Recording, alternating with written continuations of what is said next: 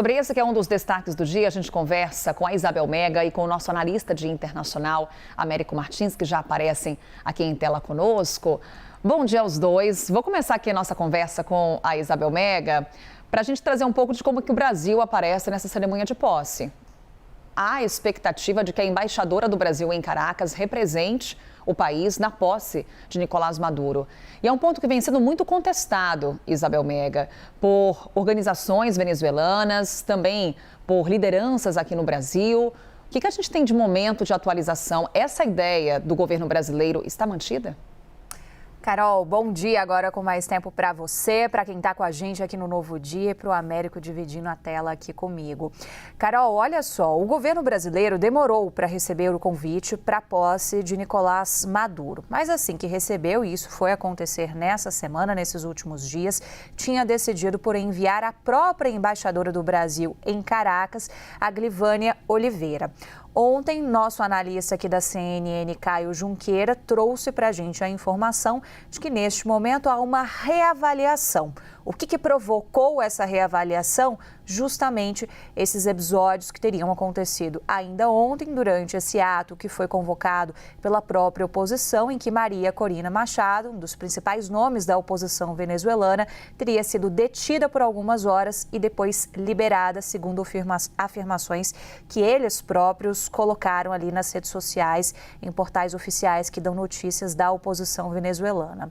No momento em que se tinha muita dúvida se ela tinha sido presa ou não, o que tinha acontecido nesse ato, eu conversava com fontes do Itamaraty aqui em Brasília, Carol, que apontavam o seguinte: era uma história naquele momento que estava com uma sensação de uma história mal contada.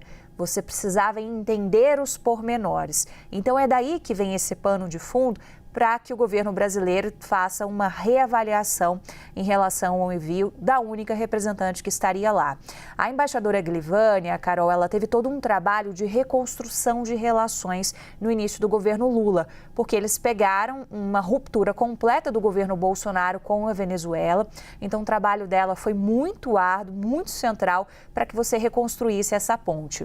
E o governo brasileiro não tem interesse em fazer essa ponte ruir novamente. Quando a gente pergunta para as fontes do Itamaraty do porquê disso, apesar dos ruídos e apesar do posicionamento do Brasil de não reconhecer a vitória de Maduro, a resposta está, por exemplo, Carol, nessas relações históricas que há entre os países. A Venezuela é um dos nossos principais vizinhos e temos uma fronteira bastante expressiva com a Venezuela.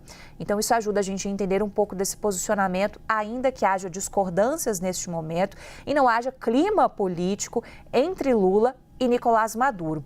Então, desde o ano passado, desde esse processo eleitoral de julho de 2024, o governo brasileiro ele fica ali numa corda de tensão a todo momento nessas relações com a Venezuela. Ele não quer romper, sobretudo do ponto de vista diplomático, porque avalia que as relações são de Estado e elas precisam estar consolidadas, considerando a importância da Venezuela para o Brasil, mostrando que no passado, na avaliação do governo atual, ruir a ponte não funcionou.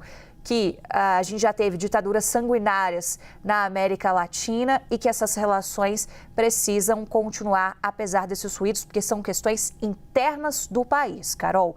Mas a situação vai ser sempre delicada, né? O Brasil cobrou as atas, não teve as atas e agora chegamos no dia de posse sem o envio de alguém de Brasília para a Venezuela e com indefinição, inclusive, sobre o envio de quem está em Caracas no momento e que foi responsável por essa reconstrução de pontes. Carol.